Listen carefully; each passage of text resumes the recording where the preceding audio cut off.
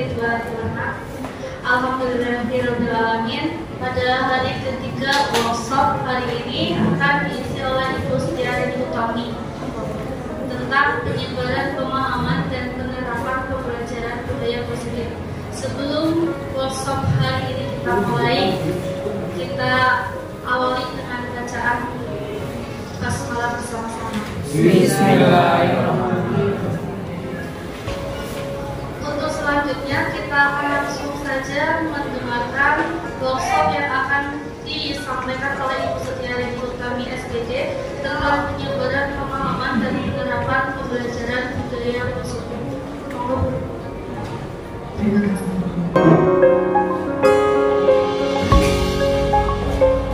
Assalamualaikum warahmatullahi wabarakatuh.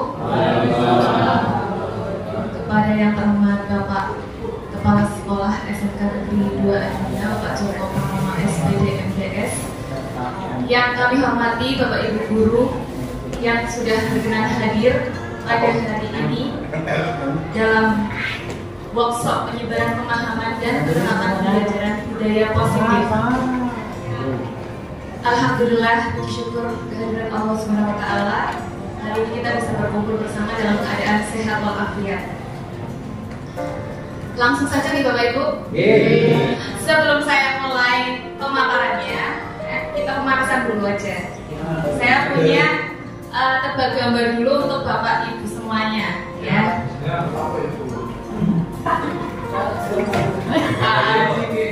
Yuk, kita tebak gambar dulu yuk.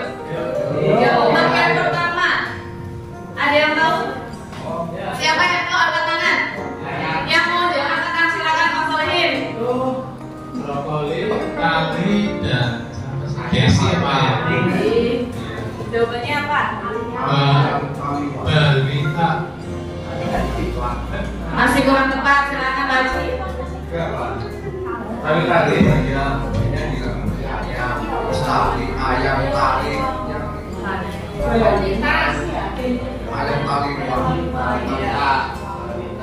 Coba kita lihat jawabannya, betul atau tidak? Ya, jawabannya betul, ayam taliwan.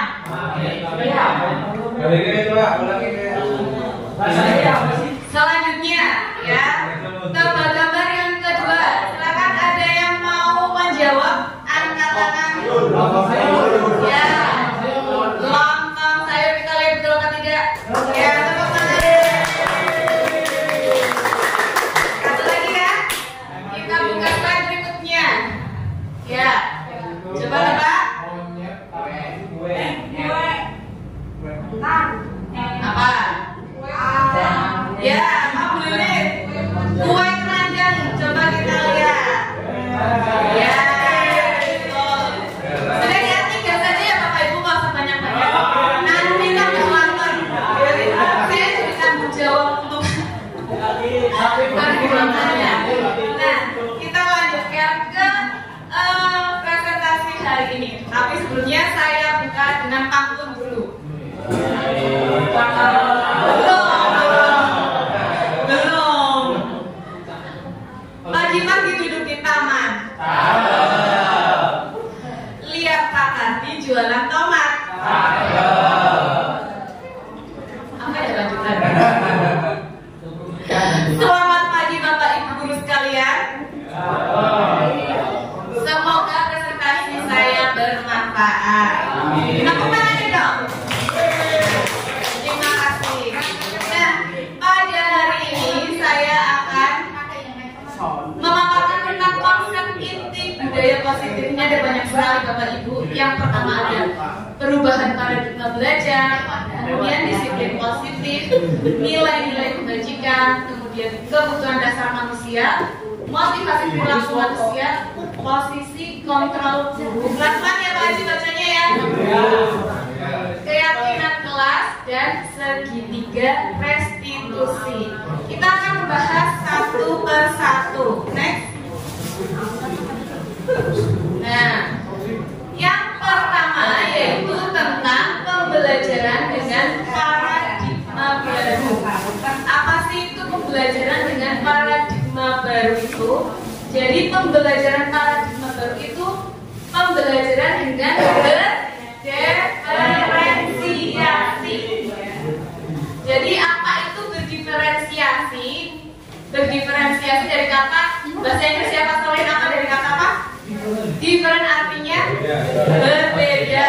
Nah, jadi kenapa kita harus menggunakan pembelajaran berdiferensiasi? Karena anak-anak kita itu masing-masing punya karakter yang berbeda-beda.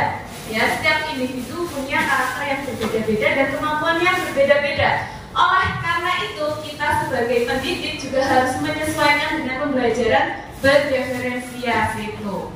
Next. Nah, selanjutnya disiplin positif. Kata disiplin sendiri berasal dari kata disiplinnya yang artinya belajar. Ya, mengacu pada disiplin diri yang memiliki tanggung jawab terhadap apa yang dilakukannya berdasarkan nilai-nilai yang diyakini.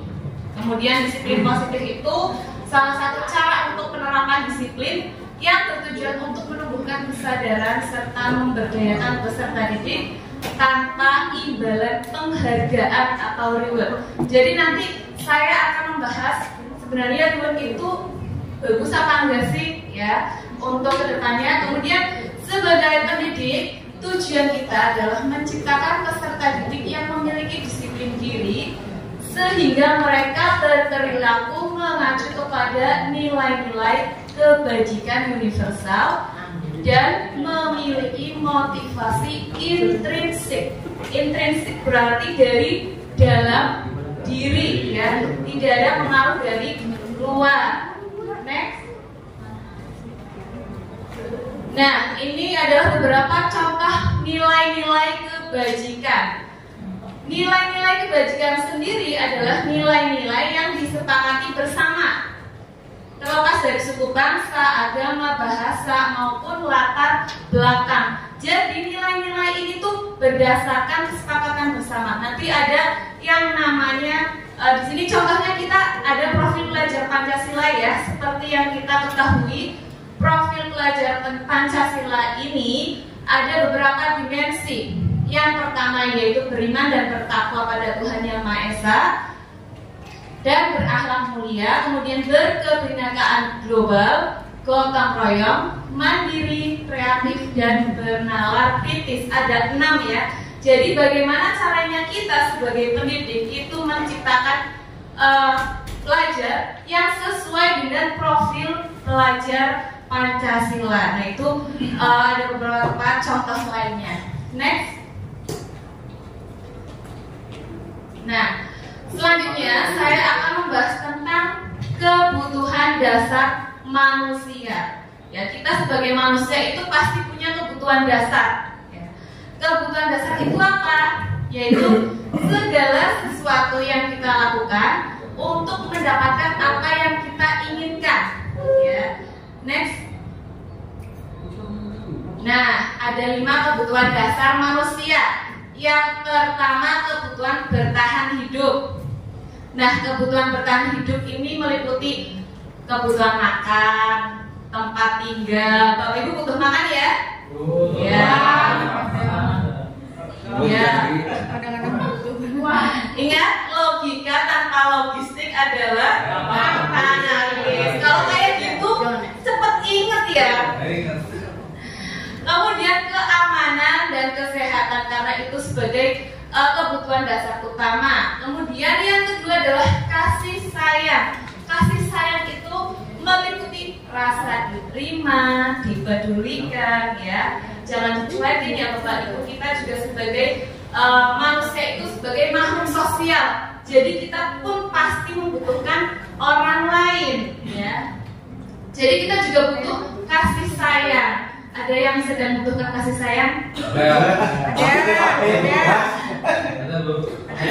Selanjutnya adalah power atau kekuasaan, yaitu harga diri. Ya, kita punya harga diri.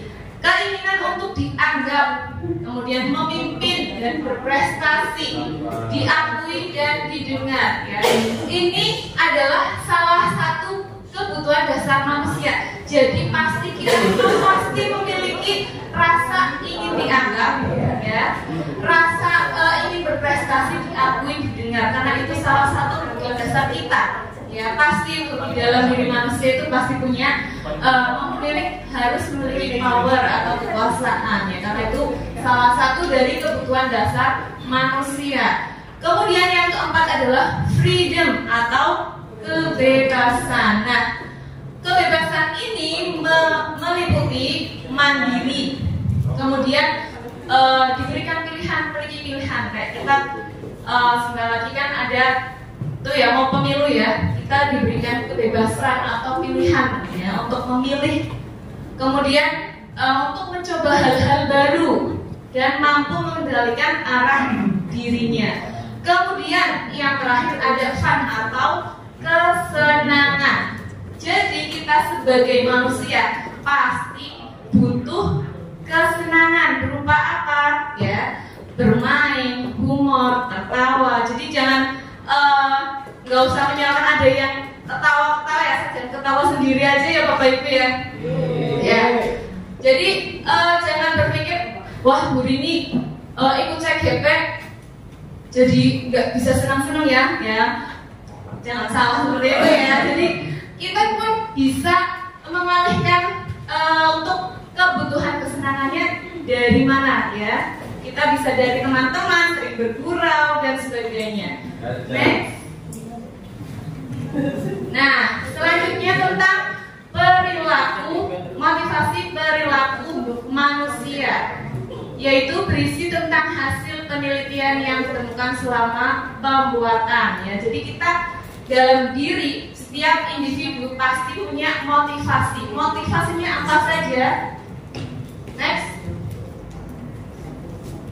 Nah, ada beberapa motivasi. Yang pertama motivasi untuk menghindari hukuman.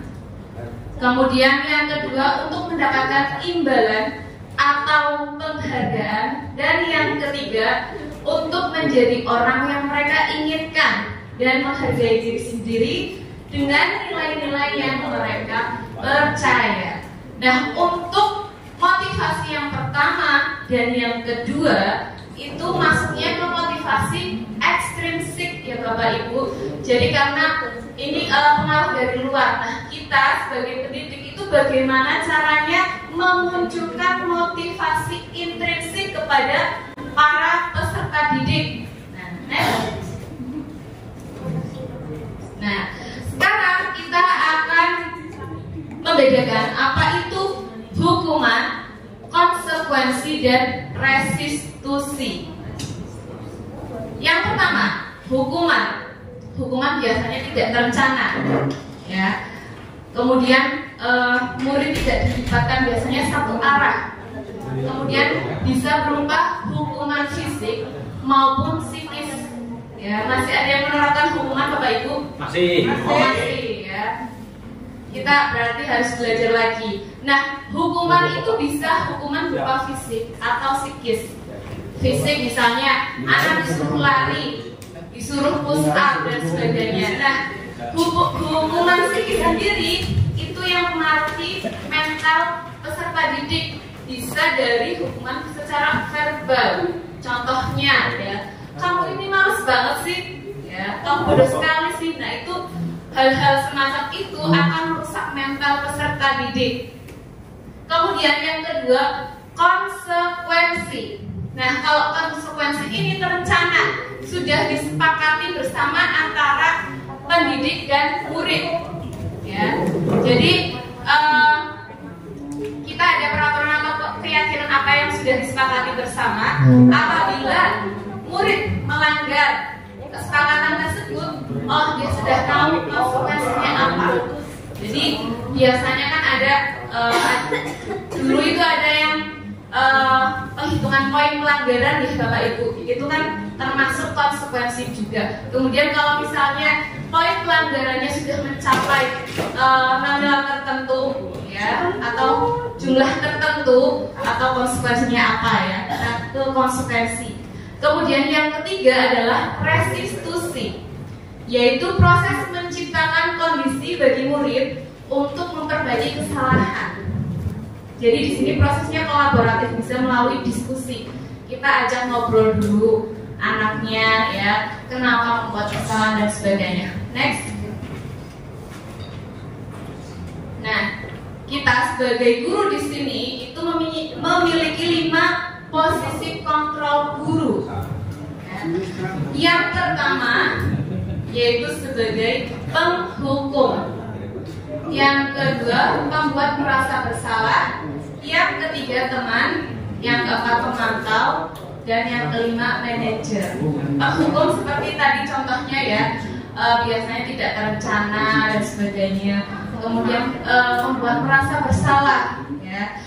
Itu bagaimana? Untuk lebih jelasnya, saya akan memutarkan video. Silahkan kita simak bersama videonya, Bapak Ibu. Malah sekali aku jadi Christina kamu sudah kamu pasti kamu sudah berapa kali sekarang ibu harus tulis pesan yang di buku absen 2 kali Christina mohon maaf Bapak Ibu, tadi ada kendala suaranya betul ya, tapi bisa menangkap ya Bapak Ibu. Nah, contoh tadi yang pertama itu rasanya terlambat 20 menit ke sekolah. Nah, kira-kira menurut Bapak Ibu dari video tersebut itu posisi kontrol gurunya sebagai apa? Sebagai tadi kan kita punya 5 posisi kontrol guru. Yang pertama apa? Penghukum. Yang kedua, membuat merasa bersalah. Yang ketiga, teman. Terus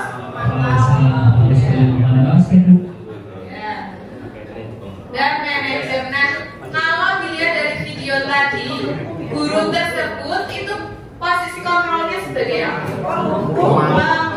Yang tepat sekali. Bisa dilihat ya dari respon gurunya menggunakan pendidikan, kemudian dia memberikan hukuman untuk mengulangi puing-lapangan, yaitu termasuknya hukuman. Kemudian selain hukuman fisik, gurunya juga memberikan hukuman secara verbal, ya. Tadi kata-kata yang muncul apa Bapak Ibu? Ya, kamu malas sekali. Nah, dampaknya jika guru menerapkan posisi kontrol sebagai penghukum, itu dampaknya anak akan memiliki dendam, ya, terhadap gurunya, ya. Kemudian selain itu anak jadi tidak menyukai pelajaran barangkali ya. Guru tersebut mengajar suatu pelajaran tertentu, karena anak sudah memiliki rasa dendam terhadap guru tersebut, akhirnya dia tidak suka dengan pelajaran yang guru itu aku. Ya. Selanjutnya ada video lagi, semoga lancar ya. Slide 13. Langsung kita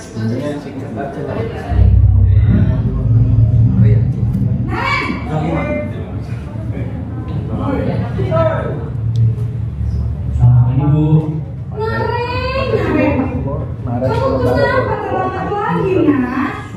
Ya Tuhan, Naren. Kamu senang ya bikin ibu susah ya? Kalau kamu terlambat, nanti ibu yang ditegur bapak kepala sekolah, Nak. Disangka ibu tidak bisa nanti nak kamu. Duh, gimana ini? Maaf Bu. Duh, Gusti Naren. Kamu suka ya kalau ibu tegur bapak kepala sekolah? Terus, sekarang ibu harus tulis apa yang di buku absen? Ini kamu sudah sering terlambat loh. Ibu harus apa coba? Ya, cukup. Maaf Bu. Maaf sekali. Ya, kalau berdasarkan video itu posisi kontrolnya apa Bapak Ibu? Sebagai teman, ada yang lain? Ya, membuat merasa bersalah ya.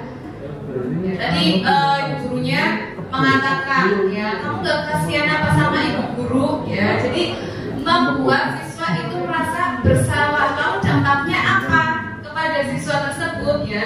Siswa itu nantinya akan merasa rendah diri karena merasa gagal ya. Jadi untuk sikap rendah diri kan kita untuk anak harus kita hilangkan ya. Jadi bagaimana anak itu bisa mandiri, berkolaborasi dan sebagainya. Jangan sampai ada sikap rendah diri pada anak ya. Selanjutnya ada video lagi. Video yang ketiga untuk slide.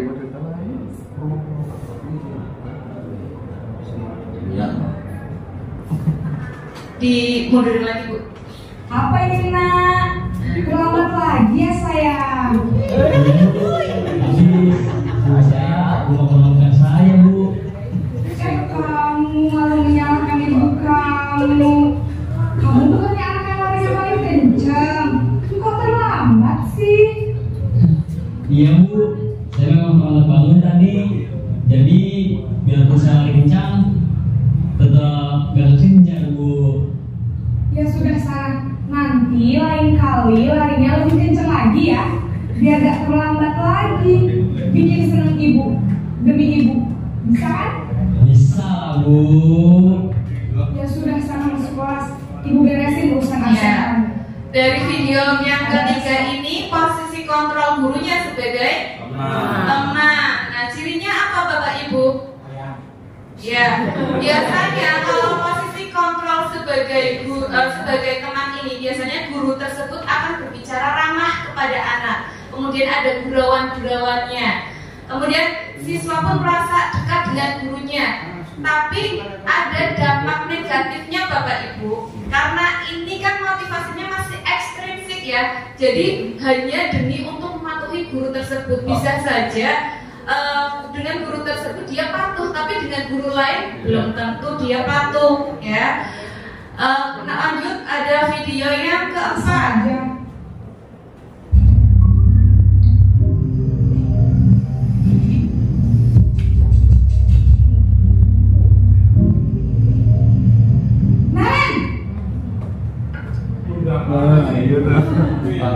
Naren lagi. Bu. Naren, apa peraturan sekolah kita tentang jam berapa kita harus masuk sekolah, Nak? Kita harus di sekolah jam 7, Bu.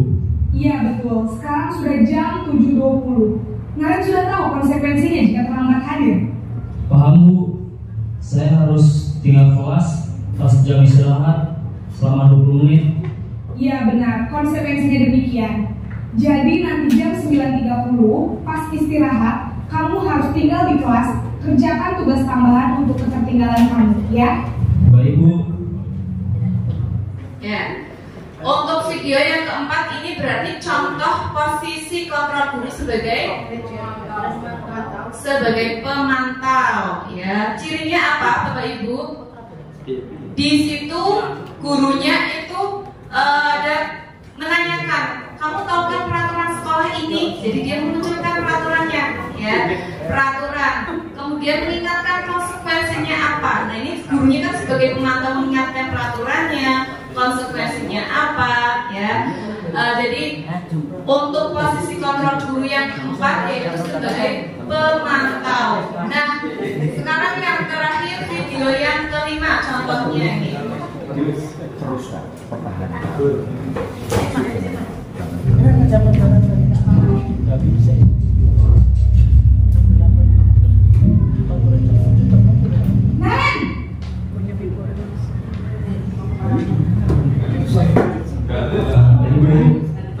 Selamat pagi, Naren.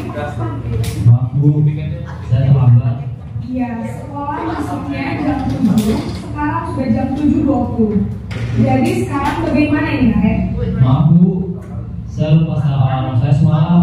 Baiklah, menurut kamu, keyakinan sekolah yang mana yang perlu kamu tingkatkan? Menghargai diri sendiri dan orang lain mungkin, ya, Bu. Setuju. Jadi, apakah Naren meyakini prinsip sekolah? Ya, cukup ya Bapak Ibu. Untuk video yang kelima ini contoh posisi kontrol guru sebagai manajer. Jadi mengelola emosi dan anak ya, bagaimana dalam penyelesaian masalahnya. Nah, untuk posisi manajer ini kita menerapkan restitusi dan kita sebagai guru atau pendidik diharapkan memegang peran sebagai manajer di sekolah ya, posisi kontrol sebagai manajer. Selanjutnya kita akan membahas tentang keyakinan kelas ya. Keyakinan kelas itu apa sih? Mengapa namanya keyakinan bukan peraturan? Ya. Sebenarnya keyakinan kelas sama saja dengan peraturan Bapak Ibu.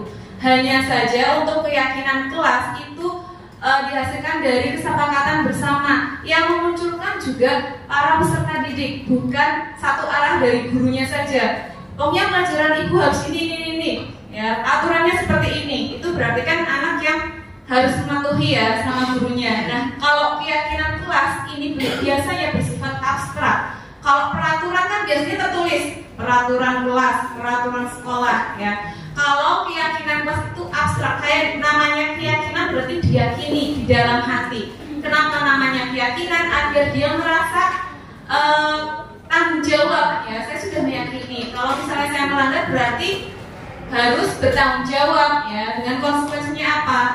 Kemudian biasanya berupa pernyataan universal, kemudian dibuat dalam pernyataan positif. Contoh nih, pernyataan positif, dilarang membuang sampah di dalam kelas. Dilarang, itu kan masih menggunakan negatif nih Bapak Ibu. Berarti untuk kalimat pernyataan positifnya apa? Buanglah sampah di tempatnya, ya. Atau jagalah kebersihan, langsung kepada pernyataan-pernyataan positif, ya.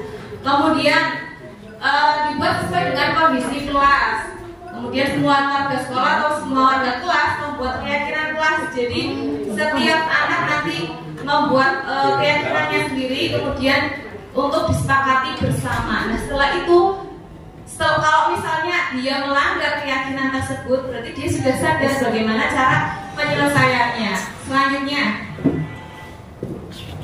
nah tadi kita membahas tentang segitiga restitusi.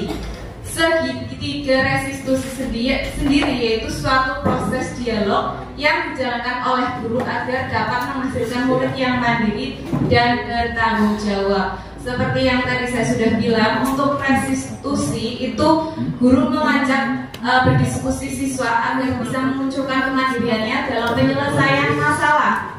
Untuk tahapan segitiga restitusi ini, yang pertama ada menstabilkan identitas, yang kedua validasi tindakan yang salah, dan yang ketiga menanyakan keyakinan. Next. Nah ini ya tahap segitiga restitusi. Yang pertama yang tadi menstabilkan identitas, itu dilakukan berdasarkan prinsip membuat kesalahan adalah bagian proses pembelajaran. Misalnya nih Bapak Ibu, nggak apa-apa nak, berbuat kesalahan itu manusiawi. Setiap orang itu pasti pernah berbuat kesalahan, ya. Asalkan kita bisa belajar dari kesalahan tersebut dan bisa memperbaikinya. Nah, jadi memberikan kalimat-kalimat positif seperti itu. Kemudian validasi tindakan yang salah tahap keduanya, yaitu dilakukan berdasarkan prinsip setiap perilaku berupaya memenuhi kebutuhan tertentu. Nah, dia melakukan kesalahan kan pasti ada alasannya. Kita tanya dulu alasannya apa sih? Kenapa kamu datang terlambat? Oh, tadi alasannya lupa menyetel alarm. Nah, kemudian tadi kan ada menanyakan keyakinan, ya. Keyakinan yang dipahami anak apa? Kalau misalnya dia menjauh menghargai, ya kita lanjut untuk menggali ya betul.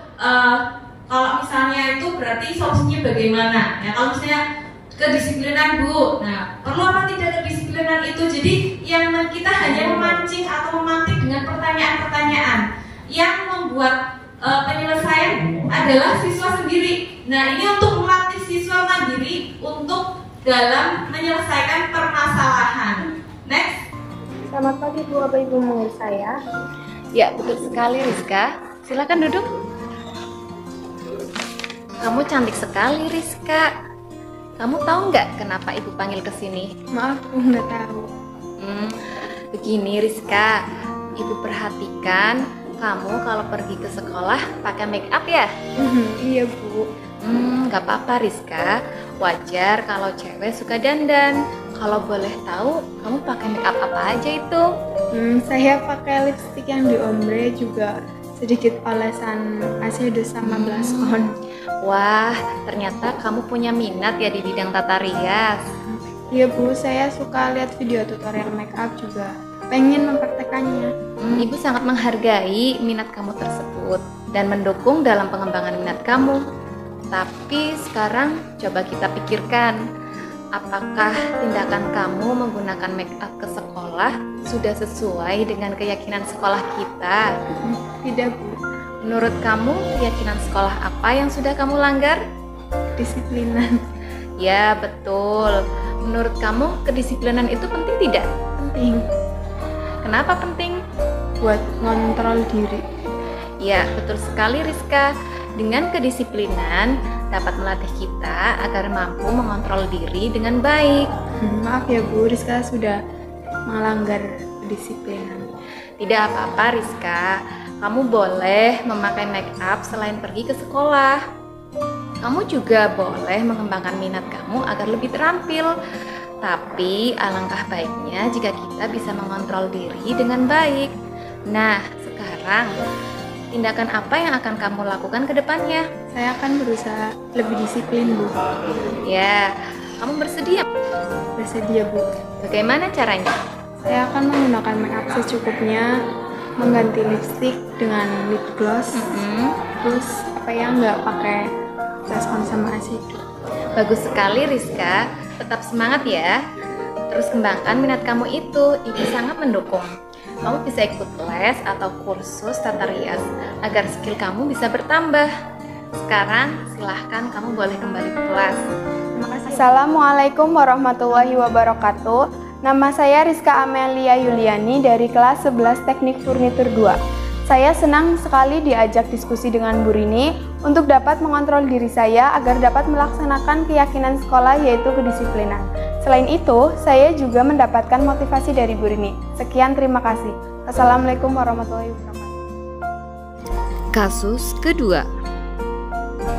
Ahmad seringkali tertidur di kelas sehingga beberapa guru sering menegur dan melaporkannya ke wali kelas. Ibu mendapatkan laporan dari beberapa guru bahwa kamu sering tertidur di kelas. Apa betul? Iya, Bu. Menurut kamu tertidur di kelas itu suatu kesalahan bukan? Iya, Bu. Baik Ahmad, berbuat kesalahan itu manusiawi. Setiap orang pasti pernah berbuat kesalahan. Yang penting kita perlu belajar dari kesalahan tersebut dan perlu memperbaikinya. Setuju? Setuju, Bu. Kalau gitu kita cari solusi bersama ya. Ahmad sering tertidur pasti punya alasan. Kenapa alasannya? Saya tidur kemalaman, Bu. Kalau boleh tahu jam berapa Ahmad tidur? Jam 1-an. Kenapa sampai larut begitu? Main game, Bu. Kalau sering tertidur di kelas, sudah sesuai dengan keyakinan kelas kita belum? Belum, Bu. Menurut kamu, keyakinan kelas apa yang sudah kamu langgar? Saling menghargai. Ya, betul Ahmad. Dengan kamu tertidur di kelas, berarti kamu tidak menghargai guru yang sedang mengajar saat itu. Kamu juga tidak menghargai teman-teman kamu yang sedang belajar di kelas. Iya, Bu. Saya menyesal sudah sering tertidur di kelas. Ya Ahmad, sikap yang baik dengan cara kamu minta maaf. Apalagi dengan guru yang saat itu mengajar di kelas. Menurut kamu, apa yang akan kamu lakukan ke depannya agar kamu tidak tertidur lagi di kelas? Saya akan tidur lebih cepat dan tidak bergadang main game lagi. Ya, kamu sudah menemukan solusinya. Ibu akan memanggil orang tua kamu apabila kejadian tersebut terulang lagi dan akan bekerja sama dengan orang tua kamu agar lebih mengawasi kamu di rumah. Iya, Bu. Baiklah, kamu boleh kembali ke kelas. Terima kasih. Assalamualaikum warahmatullahi wabarakatuh. Nama saya Ahmad Ramadhani dari kelas 11 KKLP 2. Saya senang sekali diajak diskusi dengan Bu Rini untuk mengontrol diri agar dapat melaksanakan keyakinan kelas, yaitu saling menghargai. Saya akan belajar dari kesalahan yang saya berbuat untuk menjadi lebih baik lagi. Terima kasih. Wassalamualaikum warahmatullahi wabarakatuh. Bukan pilihan.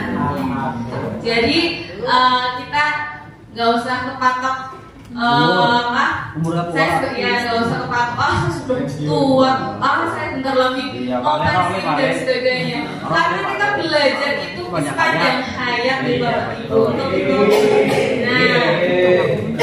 Nah kebetulan ini untuk saya mau mengajak teman-teman semuanya. Kita sudah dibuka untuk pembukaan CGP angkatan 11. Bisa dicek di SIM PKB masing-masing pendaftarannya. sampai tanggal 27. Ya, selanjutnya Bapak Ibu saya akan berbagi tentang PMM atau platform Merdeka Mengajar. Ya. Ini saya baru bikin slide-nya tadi pagi, jadi seadanya saja. Jadi sedikit saya berbagi tentang ini satu file bisa untuk kasihnya dan topik ya. Itu bisa Bapak Ibu. Jadi kalau Bapak Ibu membuat satu aksi nyata saja itu kita bisa masukkan untuk 3 topik aksi nyata di PMM. Apa saja itu? Ya, topik apa saja? Yang pertama adalah yang saya ingat itu ya Bapak Ibu, perencanaan pembelajaran SMA atau SMK paket C. Nah di sini di situ sudah sertifikat tersedia ya. Ini sudah saya praktekkan Bapak Ibu. Jadi saya menggunakan satu file yang sama, hanya mengubah judul saja. Ya, hanya mengubah judul atasnya aksi nyata topik 3 diganti aksi nyata topik 7 tentang profil belajar Pancasila. Nah untuk perencanaan pembelajaran ini ada pilihan aksi nyatanya itu membuat perencanaan berupa modul pembelajaran. Saya yakin Bapak Ibu pasti sudah punya modulnya, ya. Itu bisa dimasukkan. Nah, triknya apa biar bisa langsung lolos validasinya adalah kita harus punya refleksi atau umpan balik dari murid, ya, umpan balik dari murid. Kemudian jangan lupa dokumentasinya Bapak Ibu. Pada saat pembelajaran itu sekali-kali di foto, kadang kita lupa untuk mendokumentasikan, padahal itu adalah karena bukti nyata, ya harus ada buktinya kita mengajar, yaitu berupa dokumentasi atau foto. Nah, selanjutnya di topik ke-7 tentang profil belajar Pancasila. Jadi pada topik 7 ini ada pilihan aksi nyata, yaitu penerapan dimensi belajar Pancasila dalam pembelajaran. Ya, aksi nyatanya berupa modul tadi, tapi disebutkan kata-kata misalnya dengan berkelompok membangun kolaborasi. Nah, kolaborasi ini kan salah satu dimensi belajar Pancasila kan. Kemudian memunculkan kreativitas dan sebagainya. Nah, itu dicantumkan pada modulnya. Bila perlu di blok merah yang kelihatan. Untuk umpan balik dan dokumentasinya sama seperti yang tadi. Nah, selanjutnya topik yang ketiga, ya, topik yang ketiga ini belum saya praktekkan, jadi belum saya laksanakan. Nah, topik yang ketiga, kalau tadi kan ini ya Bapak Ibu, perencanaan pembelajaran SMA. Next tadi Bu, yang tadi. Nah, kalau tadi kan yang sudah dapat sertifikat itu perencanaan pembelajaran SMA atau SMK paket C. Nah, ternyata di atasnya ada juga perencanaan pembelajaran SMK. Setelah saya buka untuk aksi nyatanya, pilihannya itu hampir sama Bapak Ibu, yaitu membuat perangkat ajar bisa menggunakan modul. Jadi modul itu kita bisa menggunakan untuk topik perencanaan pembelajaran SMK, kemudian yang di bawahnya perencanaan pembelajaran SMA, garis miring SMK atau paket C, dan yang ketiga adalah yang tadi tentang topik profil belajar Pancasila. Nah, contoh aksi nyatanya minta tolong dibuka. Alhamdulillah. Nah, ini contoh aksi nyata saya yang file tadi yang bisa untuk 3 topik tadi Bapak Ibu. Ini contohnya bisa di garis bisa ya. Itu atasnya tadi saya cuma ganti judul atasnya aja ini. Sertifikat aksi nyata topik 3 hanya saya ganti saja aksi nyata topik 7. Itu aja Bapak Ibu, ternyata muncul sertifikatnya. Itu hanya coba-coba, ternyata malah divalidasi dan lolos validasi. Nah, ini sama untuk topik yang sebelumnya. Tuh. Ya, bisa itu contohnya ya, ada dokumentasi pembelajaran. Ya, nanti saya kumpulkan aksi nyata saya di drive ya Bapak Ibu. Nanti bisa saya share lewat grup. Monggo kalau misalnya mau mencontoh bisa di-download atau dibuka. Nah, ini contohnya. Ya bisa, kalau misalnya PDF bisa diganti ke Word. Nah, ini contoh umpan baliknya Bapak Ibu. Nah ini namanya nama siswa. Kecuali memang umpan baliknya yang bikin adalah murid. Contohnya yang baru saya kirim itu, kita tolong untuk topik. Nah kemarin kan kita habis melaksanakan kegiatan deklarasi anti perundungan ya Bapak Ibu. Jadi itu saya sudah mengingatkan di grup ya, untuk kegiatan tersebut dapat kita gunakan untuk aksi nyata. Jadi ada topik di bawah itu, ada topik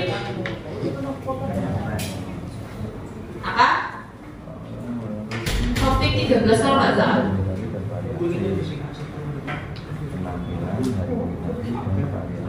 Iklim sekolah aman itu, iklim sekolah aman mencegah perundungan, bisa diklik Bu untuk contoh aksi nyatanya. Tapi ini belum lolos validasi ya, karena baru saya kirim semalam Pak.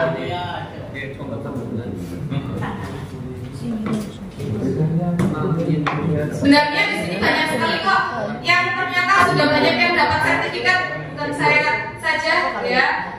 Mohon maaf dulu sebelumnya, bukan bermaksud saya menggurui nih Bapak Ibu, saya hanya berbagi saja ya. Nah ini contohnya kemarin itu tentang anti perundungan ya. Kemudian ada definisinya apa, pihak yang terlibat, kemudian mitos dan faktanya apa. Nah di bagian akhir kegiatan ya, itu ada dokumentasi kegiatan. Saya menggunakan dokumentasi yang kemarin, ada deklarasi ya, tanda tangan itu, kemudian ditambah poster yang di belakang itu kan poster perundungan ya.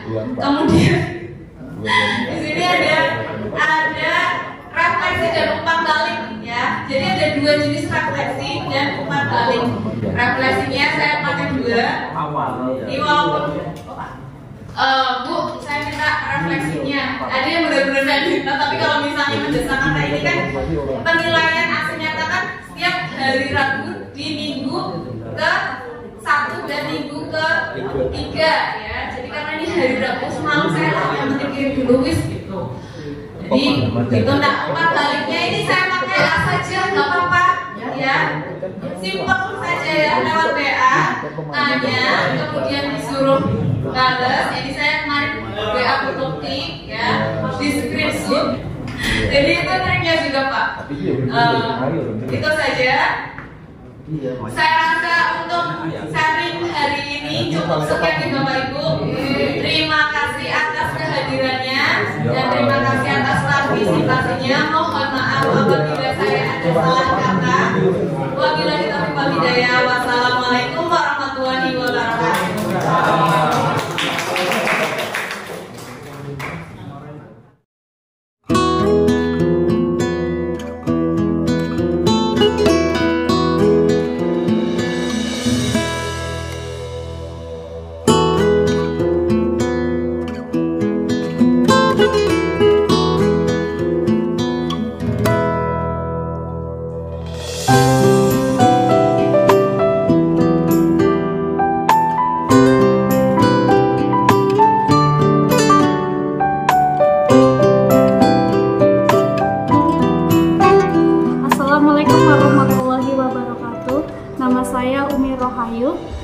Assalamualaikum warahmatullahi wabarakatuh. Nama saya Desi Aprianisa Fitri. Saya sangat senang dan bersemangat. Saya sangat antusias dan senang. Ya, terkait penyelesaian masalah menggunakan segitiga restitusi, ternyata sebagai guru kita perlu memahami tahapan-tahapannya untuk menuntun siswa dalam penyelesaian masalahnya sendiri. Ya, terkait posisi kontrol guru, ternyata guru memiliki peranan penting untuk memunculkan motivasi intrinsik pada diri murid, dan ternyata pemberian penghargaan atau reward juga ada dampak negatifnya.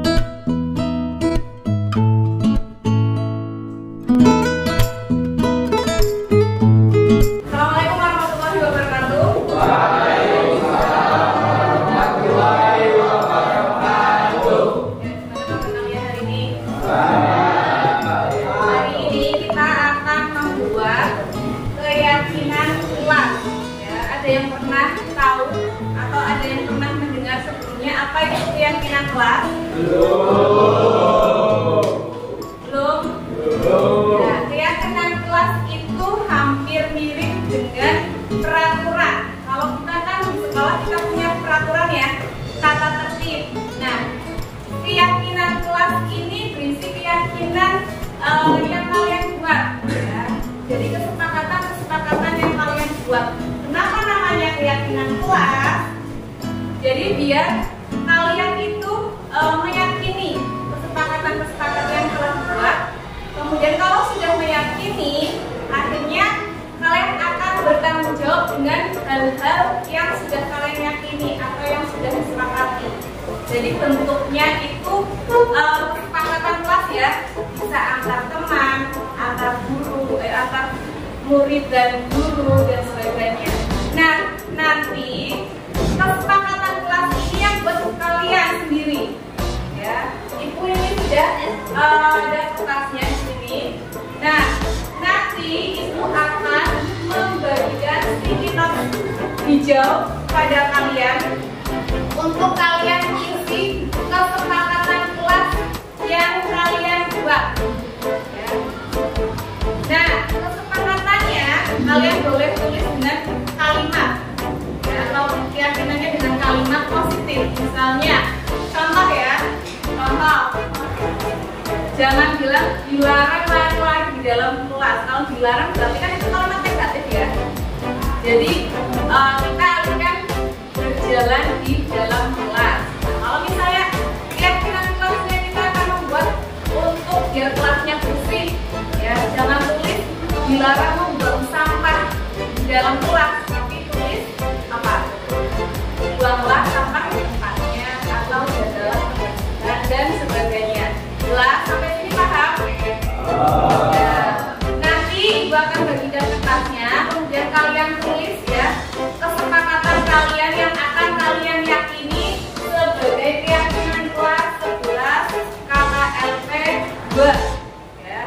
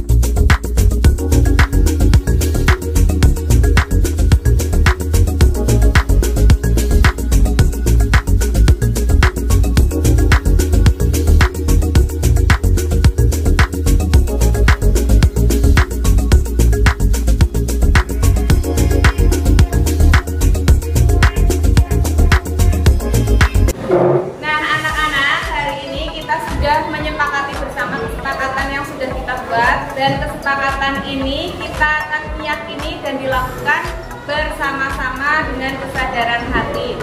Nah, kesepakatan yang sudah kita simpulkan antara lain yang pertama apa? Saling menghargai dan menghormati. Saling menghargai dan menghormati. Yang kedua, saling membantu. Saling membantu. Yang ketiga, menjaga kebersihan. Dan yang keempat, disiplin. Ya. Jadi ini kesepakatan kelas kita ya. Nah, kesepakatan ini kalian harus yakini dan dijalankan bersama untuk menjadi pribadi yang lebih baik lagi. Ya, setuju? Selanjutnya, nanti Ibu akan minta tanda tangan kalian untuk menjadi bukti bahwa kalian sudah setuju dengan kesepakatan kelas yang sudah kita buat.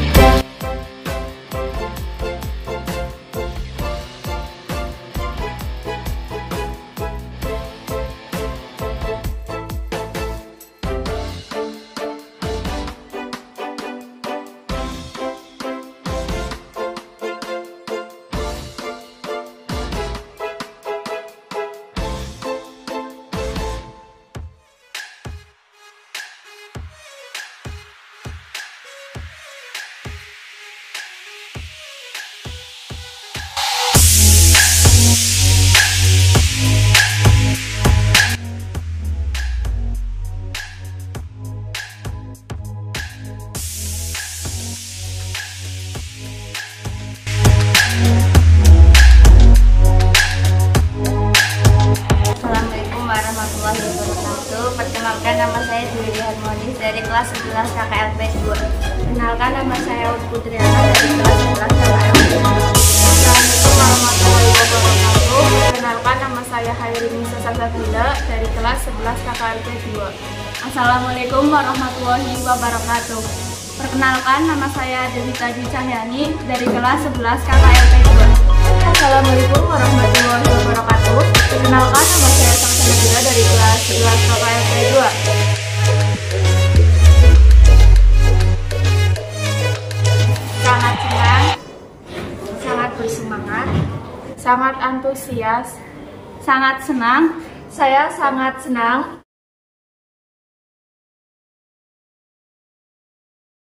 Penting, penting banget, Penting sekali. Sangat-sangat penting. Penting sekali.